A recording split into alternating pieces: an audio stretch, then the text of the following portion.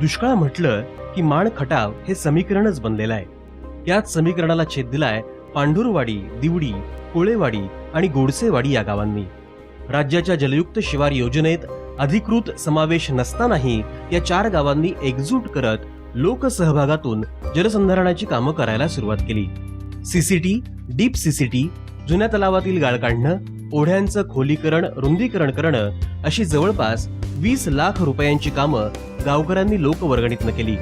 या 4 गावांचा हा लोकसहभाग पाहून अभिनेते सयाजी शिंदे यांनीही या गावांना मदतीचा हात पुढे करत जवळपास 7 लाख रुपयांची जलसंधारणाची कामं करून दिली आहेत. इतकंच नाही तर 8 तज्ञांची एक टीमही या गावातील कामासाठी उपलब्ध करून दिली आहे.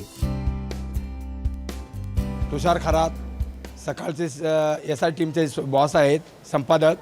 त्याचप्रमाणे हरिभक्त पारायण सुभाष महाराज घाडगे कोळेवाडीचे, आप्पासाहेब कदम गोडसेवाडी आणि या देवडीचे दिलीप सावंत. अशा प्रकारे आम्ही एकत्र मिटिंग घेऊन पक्षविरहित मिटिंग आमची घेतली आणि आम्ही ठरवलं संपूर्ण गावांनी की एकत्र येऊन जलयुक्त शिवार अभियानाची कामे आपण आपल्या लोकसहभागातून श्रमदानातून करायची. गावकऱ्यांनी सुरू केलेल्या या 4 गाव जलयुक्त शिवार अभियानाला शहरातील नोकरदार वर्गानंही चांगलाच हातभार लावलाय. मुंबईतल्या रुईया महाविद्यालयातल्या भरलेल्या स्नेहसंमेलनात याची प्रचिती आली. मला तुम्हाला गावकऱ्यांना एक सांगायचं आहे, ही लोक डेडिकेटली काम करतात, तर त्याच्यासाठी तुम्ही सगळ्यांनी सपोर्टची गरज आहे. असं नाही की त्यांच्याकडे वेळ आहे, त्यांच्याकडे गाड्या घोड्या आहेत आणि मग म्हणून ते गावी येत आहेत, तर ते असं मुळीच नाही.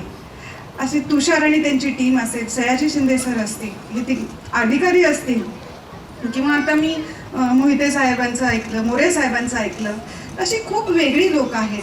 तर आपण त्यांना थोडीशी का होईना मदत करायला पाहिजे. पण गावी ठरवतो की श्रमदान करायचं आहे, तर काही नल्लाचा पाडा न लावता कधी कधी हजर व्हावं.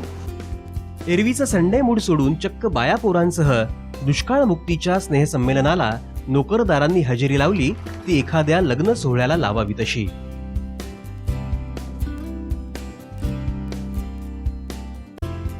मी सगळ्यांच्या वतीनं सांगतो की आता मे मध्ये झाडं लावताना एक दिवस मुकेश जोशी आपल्या बरोबर असणार आहे. तुम्ही सगळ्यांनी झाडं लावायला यायचं आहे. आणि झाडांचा हा जो उपक्रम आहे, पहिली तर 15,000 झाडं आपल्याला लावायची, प्रत्येक माणसानं 5. त्यात शहरातली लोक म्हणजे सगळी लोकसंख्या धरूनच आहे, तर ती 5 झाडं जगवणं, आपलं बाळ मूल जपण्यासारखं करण्याची गरज आहे. त्यासाठीचं आता खड्डे खणणं तयार होणार आहे 15 एप्रिलपर्यंत. त्यानंतर 15 मेला आपण बिया लावणार आहोत. पहिला पाऊस पडला की सगळी झाडं लावणार आहोत. आत्ता परवा पुण्यात जाऊन मी 2000 आम्ही झाडं बुक केली. 18 प्रकारच्या बोरीची जातं झाडं बुक केलीत. कोल्हापूरला अश्विन मुदगल साहेबांना सांगून कोल्हापूरला 5 फुटापर्यंतची झाडं आपण 3-4 हजारपर्यंतची झाडं तिकडून कोल्हापूरवरून मागवणार आहोत. मी असा विचार करतो की आंध्रामध्ये राजमंड्रीला एक हे आहे, काय नर्सरी आहे, तिथं अशी 10-10 फुटाची पण झाडं मिळतात. तर अशी काही झाडं आपल्याला सिलेक्टिव्ह अशी घ्यायची की ती आपल्या विभागात लागू शकतील, त्याचा आपल्याला विचार करायचा आणि तशी ती झाडं सगळी जपवायची. हा एक वेगळा उपक्रम. 4 गावं एका शेजारची एकत्र येतात, एका गावातली लोक एकत्र आली आणि त्यांचं पाणलोट विकास करायचं त्यांनी ठरवलं. हे महाराष्ट्रासाठी एक आदर्श उदाहरण, वेगळं उदाहरण या ठिकाणी घडतं आहे असं मला वाटतं. हा कार्यक्रम यशस्वी व्हावा म्हणून जसं सत्रे साहेब, प्रभाकर देशमुख, आम्ही या गावाच्या शिवेला लागून असलेली आमची गावं असल्यामुळं या गावाचा कार्यक्रम यशस्वी होण्यासाठी आम्ही सगळेजण प्रयत्न करू. मान तालुक्याचा विचार केला तर साधारण 450 मिलीमीटर पाऊस पडतो आणि 450 मिलीमीटर पाऊस हा कमी नाही. जर 450 मिलीमीटर पाऊस पडलेला आहे तो गावातच थांबवला तर गावातील निश्चितच पाण्याची पातळी वाढते. आणि आज आपल्याकडे उदाहरणं आहेत, जसं निढळ आहे, लोदवडे आहे, हिवरे बाजार आहे किंवा राळेगण सिटी, असे महाराष्ट्रामध्ये अनेक गावं आहेत की ती लोकसहभागातून विकास झालेला आहे. लोकसहभागातून जलसंधारणाची कामं केलेली आहेत. तिथं आज काहीही अडचण नाही. म्हणून मला असं वाटतं की लोकसहभाग अतिशय महत्त्वाचा आहे. लोकसहभाग असेल तरच अशा प्रकारची कामं हाती घेणं गरजेचं आहे. गावकऱ्यांनी केलेल्या कामाची दखल घेत जलसंधारण विभागाचे सचिव प्रभाकर देशमुख यांनी या गावांना भेट दिली. एवढंच नाही तर 2.25 कोटी रुपयांचे 11 सिमेंट बंधारेही मंजूर करून दिले.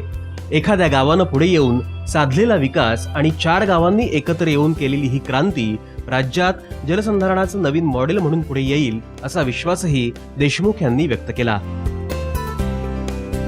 सर्व लोकांना एकत्र आणण्यासाठी मदत केली आणि आज गाव बदलायला लागले. जलयुक्त शिवार अभियानमध्ये अपेक्षित आहे की लोकांचा सहभाग त्या ठिकाणी व्हायला पाहिजे आणि लोकांच्या सहभागातून ज्यावेळेला गावं उभा राहतील, लोक ज्यावेळेला म्हणतील ही कामं गावातली सरकारची कामं नाहीत तर आमची कामं आहेत, त्यावेळेला खऱ्या अर्थानं गावं बदलायला लागतील आणि ते चांगलं उदाहरण या 4 गावामध्ये आपल्याला पाहायला मिळते. सकाळ माध्यम समूहानंही यामध्ये खारीचा वाटा उचललाय.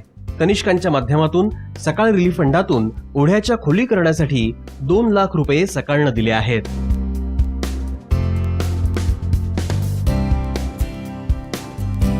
सकाळ माध्यम समूहानं दुष्काळमुक्त महाराष्ट्र या संकल्पनेसाठी प्रयत्न सुरू केलेले आहेत आणि सकाळचे व्यवस्थापकीय संपादक संचालक अभिजित पवार त्या सरांच्या संकल्पनेनुसार राज्यामध्ये दुष्काळमुक्त महाराष्ट्रासाठी वेगवेगळे उपक्रम सुरू झालेले आहेत.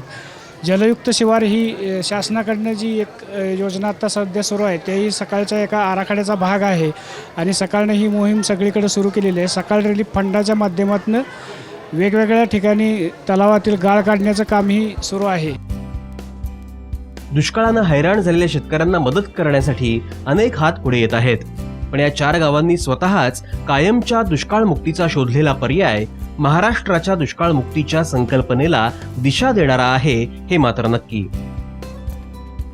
कॅमेरामन राजेंद्र गमरेसह गोविंद तुपे, सकाळ इन्व्हेस्टिगेशन टीम, मुंबई.